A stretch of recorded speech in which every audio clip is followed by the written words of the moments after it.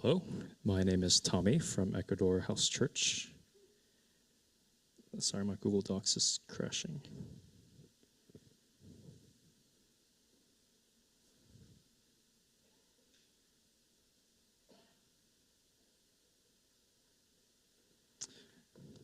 Also wanted to start by saying thank you guys so much for donating, whether it was for crafts or money. This time around, I think Missionary Hudson said that they've delivered the most meals so far, and it was all thanks to all the donations that you guys have graciously given. So thank you guys so much. On this mission trip, God reminded me of 4 things: God's ability to turn darkness into light, empathy for his people, my current way of life, and God's love for us.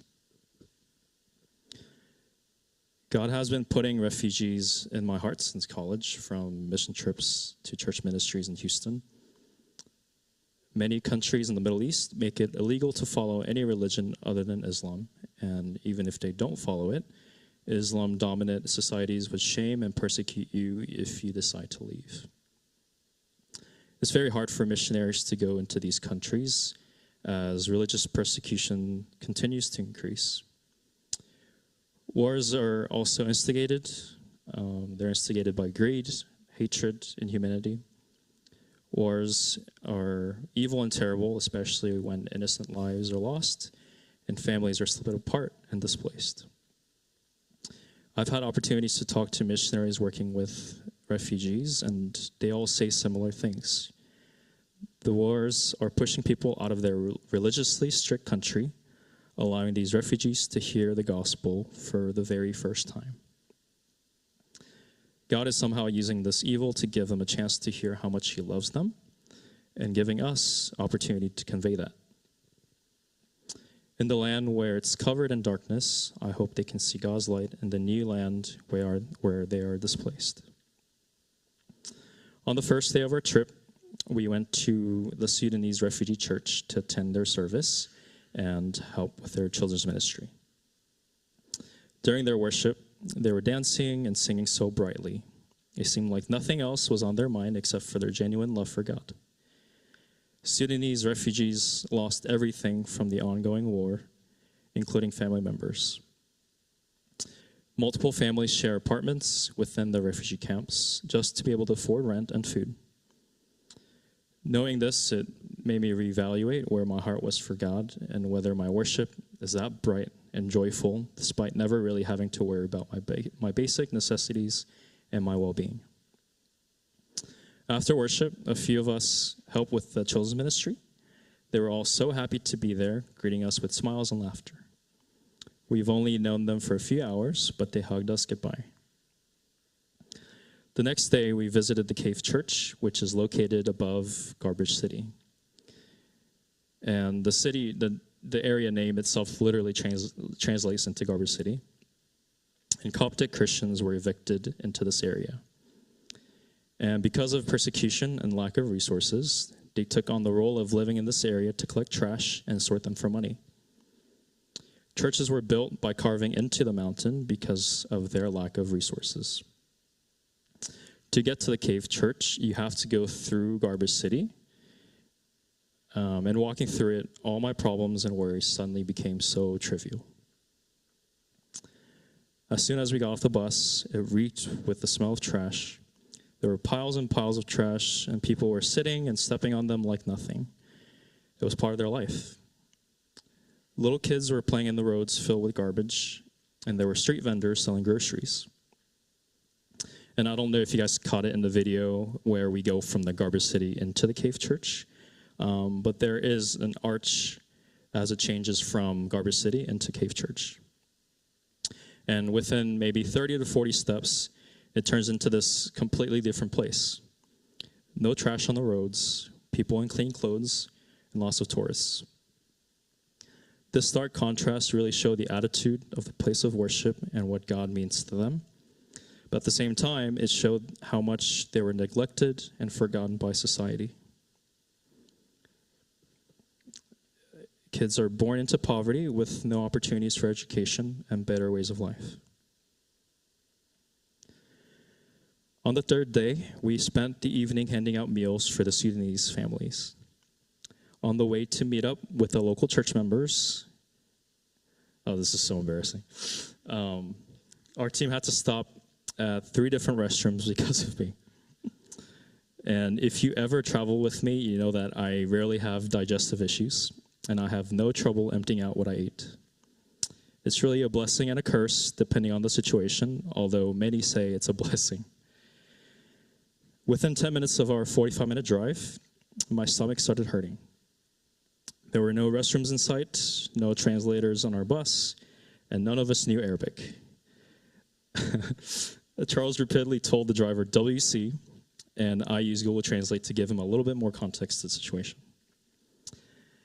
I'm not sure if the driver was concerned for me or his car, but it worked, and he started speeding and weaving through traffic. I am forever grateful for Mr. Kiris for getting us to our destination safely, although it was probably a terrifying experience for him and the rest of the team for many reasons.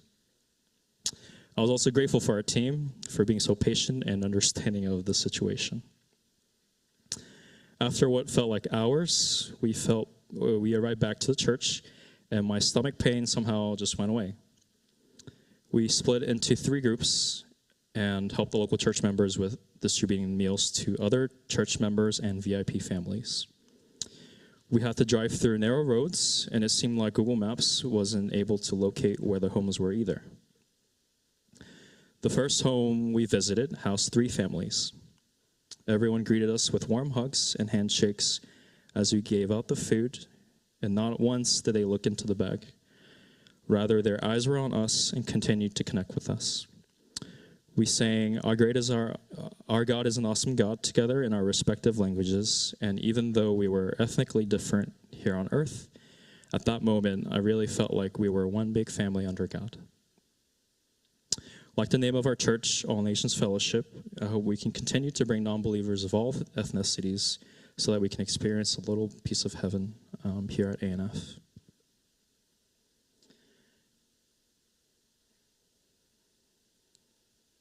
As we were praying for the family, God spoke to me saying, your stomach was hurting only for a few minutes. Imagine if you had this pain every day. This is what my people go through here. They are starving, they are hurting. Missionary Hudson said that these people were not just hungry, they were starving. When we gave out the food at the church the night before, so many people lined up and waited for hours, even if it wasn't guaranteed that they would get one. I don't remember the last time I had stomach pain.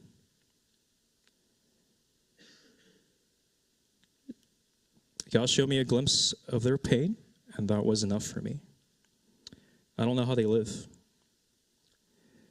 In this moment, I truly empathized and realized that they are way stronger than me, persevering with faith in God alone. On Wednesday, our team had the opportunity to attend the missionaries' team prayer meeting. During the meeting, they were reporting on a recent mission trip to Lebanon.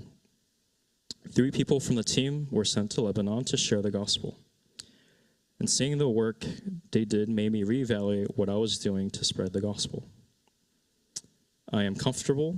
I'm not persecuted for my beliefs. I am healthy. I'm in the comfort of religious freedom, yet I am afraid of what my friends would think of me if I were to talk to them about Jesus.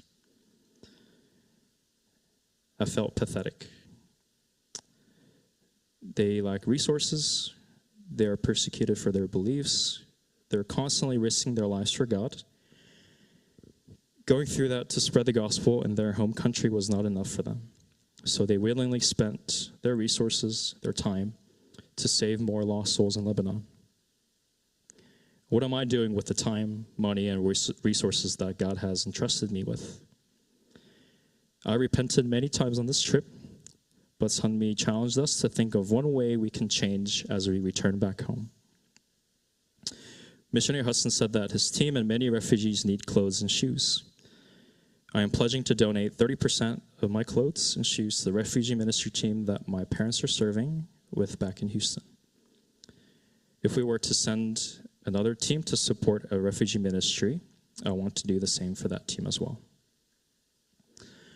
Pastor Daniel tells us that it's not just the people going on the mission trip doing the work, but the whole church is doing it together. So I encourage anyone living the maximalist life like me to simplify your living space and donate usable items to people that may need it. And I think the sharing room that we have is a great place to start. Through these experiences, God showed me how much he loves me, not because of what I have in my life, because if anything, I think it makes it easy for me to forget God's mission. I felt God's love because he was reminding me that I was too comfortable and was busy with trivial things. He guided me back into his vision and did not want me astray. In Matthew 25:21, a master said to his servant, "Well done, good and faithful servant. You have been faithful over a little. I will set you over much. Enter into the joy of your master." Amen. I want to live a life where hopefully God tells me, "Tommy, well done, my good and faithful servant. Enter into my joy in heaven."